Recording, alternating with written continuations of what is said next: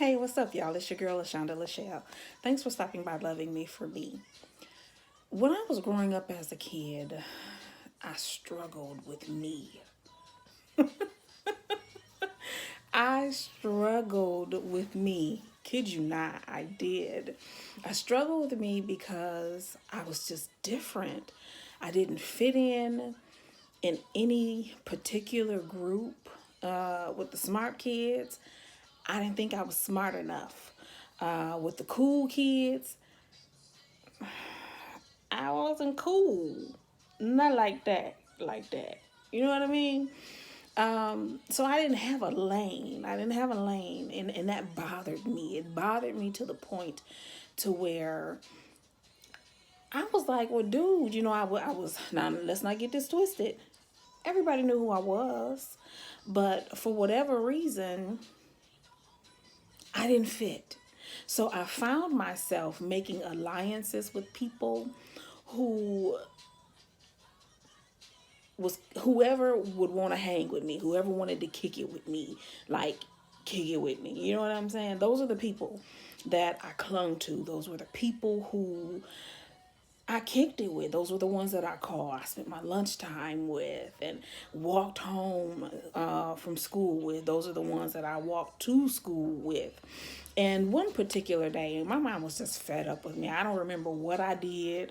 It had to be something that was totally outside my character. Because my mom doesn't bash other people, but my biological mother.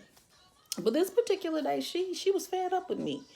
And she said to me, she said, Little Miss Pretty Pooh. She was like, if such and such going to jump off that bridge, are you going to jump off the bridge too? I'm looking at this lady like, is she serious? And I told her, I said, Mom, no one's jumping off a bridge. She said, yes, you are. Every time you do something that's outside of who you are, every time you take or you do something or take something that doesn't belong to you, that's outside of your character. If you take a pen off of somebody's desk, and you know that that's something that you would normally do, that's outside your character. You done jumped off the bridge because such and such jumped off the bridge. You didn't used to act like this before such and such came into your life. So are you emulating them, or are you dealing with something on the inside of you that has been wanting to come out, and you're using this other person as an excuse to release it? I'm looking at this lady and I'm like, what is wrong with her? I said all that to say, I was reading the scripture in Hosea chapter 7, and it was talking about various alliances that we take on, that we get into. In this particular instance, they were intermingling with people outside of their particular group, their race, their tribe, their city, however you want to put it. Growing up in high school, we had this thing called Bucktown. So if you didn't grow up in Beecher, you wasn't considered a true Beecher, true Beecher, whatever. You can tell that I wasn't into it because I can't explain it. But whatever the thing is, if you didn't grow up there from childhood and live there through adulthood, you weren't considered a part of the community. So all I'm saying is that in the scripture, it was saying that those people who intermingled out, when they got together, and I'm gonna say yoked up or buddied up or started kicking it with these other people, because all that kicking it and all that other thing, it just means that they yoked up with them. They started taking on their habits. They started doing things that they weren't accustomed to. And in the scripture, it talks about, not only are you doing things that you're not accustomed to, but when you do that, you're taking on these people's gods, their spirituality, who they look to, with a higher power, where they get their strength and things from.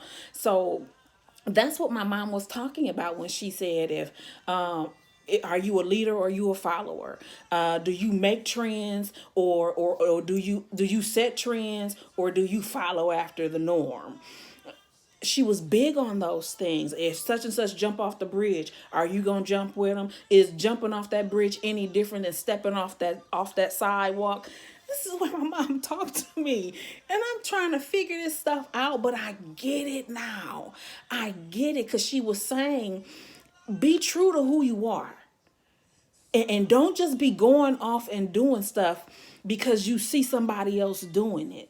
Don't just look at the surface of what they're doing, but think about that thing and ask yourself, is it challenging me, changing me, or is it conforming me into what's going on and what I'm seeing and what I'm doing? Am I becoming like them, or am I becoming a better me? I said, oh my goodness.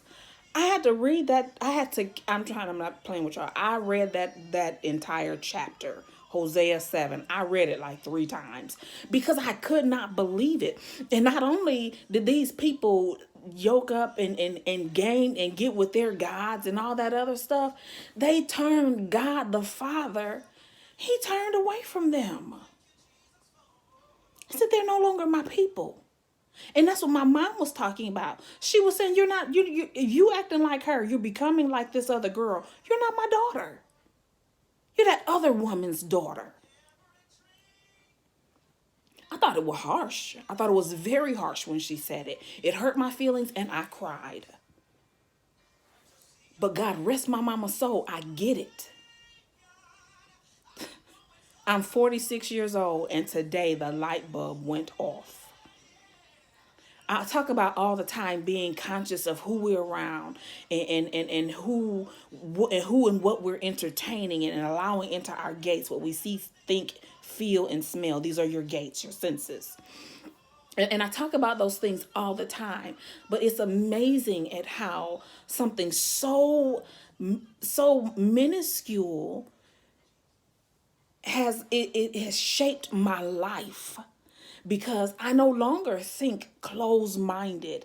I cannot afford to allow something that I see determine what I do in the instant that will change, affect, and may possibly even hinder my future.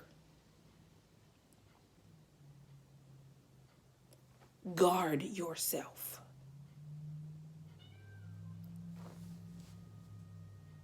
Get self-control. Not just for now, but remind yourself everything that you do, it has a consequence, not just for tomorrow, but for your children, your grandchildren, great-grandchildren, your neighbors. All that stuff, it counts. It counts. So just don't be in the moment because something is happening. But be in the moment and ask yourself, is jumping off this curb any different than me jumping off of a bridge? In hindsight, it's not. It's not just about the level in which you're jumping. It's about the meaning. What are you saying? Not just for today, but for 20 years down the road. It's not about what we do when we're born and when we die, because we all have those days. We have an entrance and an exit. But what legacy are you leaving for the in-between?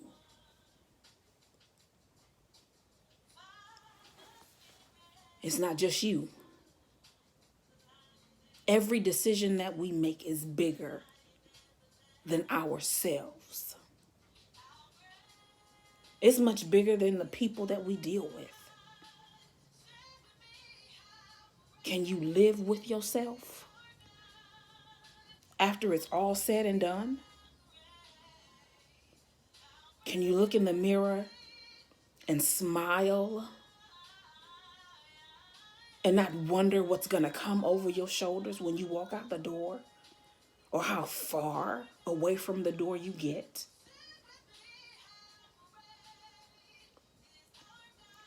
Be mindful of your allegiances, not just the relationships that you encounter, the ones you have. Are they helping, hindering? Are they adding to? Or are they subtracting, withdrawing too much? You might have to look into that too. It may not be as great as you think it is. It may be even more profitable to walk away. And then get this. The excellent thing about the decisions and things that we're making, we can always change our mind. We can change our minds to do something different. We can choose to learn from those mistakes and to advance forward better than what we were yesterday. Because those mistakes don't have to define us. They don't have to. But they will if we allow them to. They will control us. If we don't gain self-control through self-discipline to do something different. I'm your girl, LaShonda. Thank you for stopping by, loving me for me. I love you. But remember, God loves you most. Till next time.